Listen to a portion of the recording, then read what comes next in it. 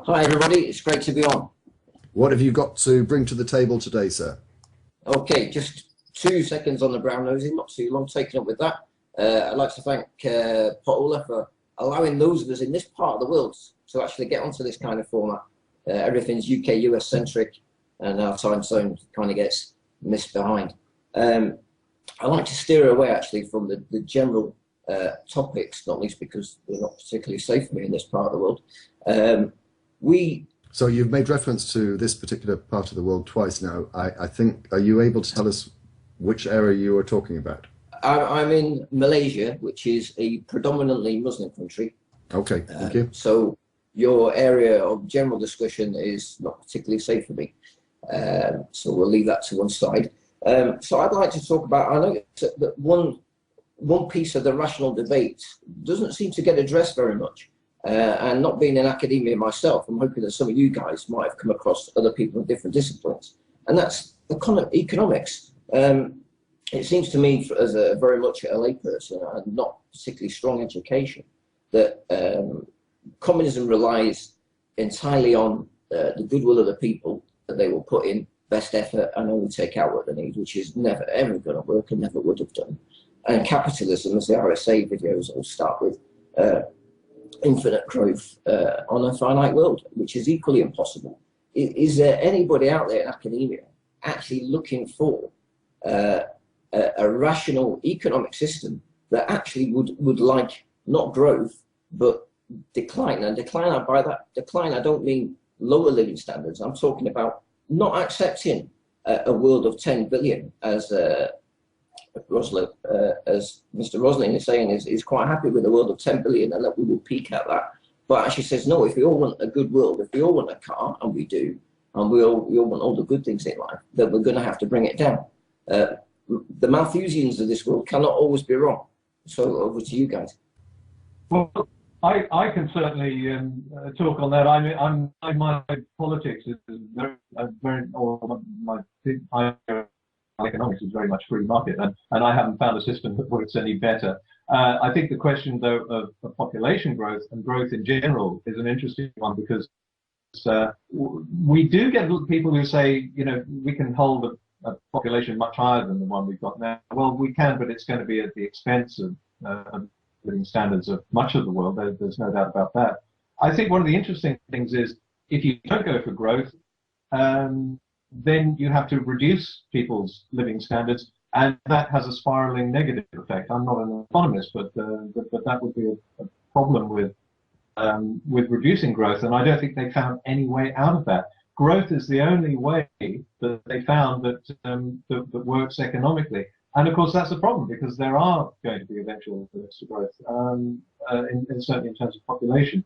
Not perhaps my field of expertise, though, so I'm going to throw that to someone else. Okay, I accept economics is not, but I'm sure you probably got some observations to make about the population growth, because for me it seems to be a very serious issue that people are not addressing. I mean, the escalation of the number of people on this planet is extraordinary, and I think it is frightening, and I think that it's an issue that needs to be addressed. I mean, we're at 7 billion now, and everywhere that I've been, on assignment over the last 20 years, it's interesting how many times water crops up as being a problem.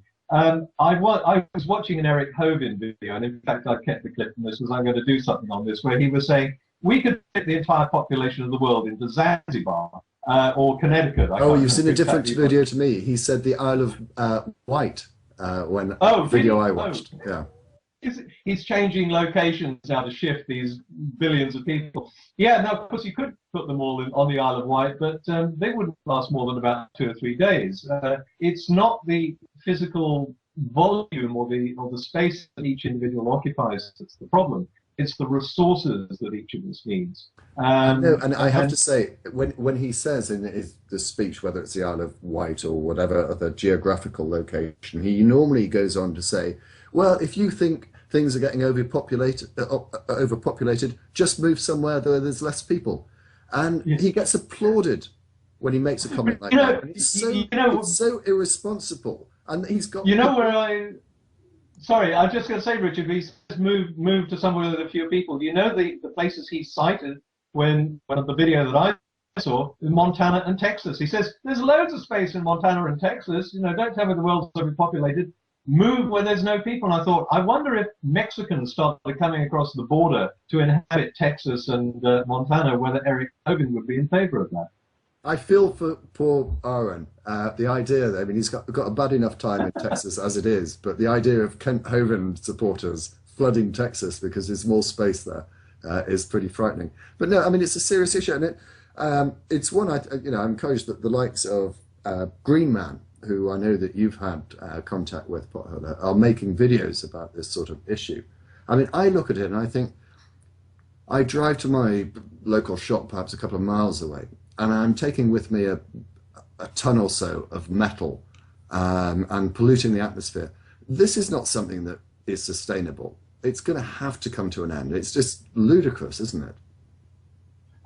Well, you know, I often get people asking me, I mean, because I used to work in the oil industry, and they say, is oil running out? No, it's not. We've got heaps of oil, and we've got tons of coal. But the thing is, it's going to get more expensive. The big problem is economic. And as you know, with economics, the people that win out are the ones that have got money, and the people that lose are the ones that don't. So ultimately, oil will be in the hands of those who can afford it, and so same with coal, same with food and water, and unfortunately, those who can't afford it are going to be the ones who are going to lose out from it.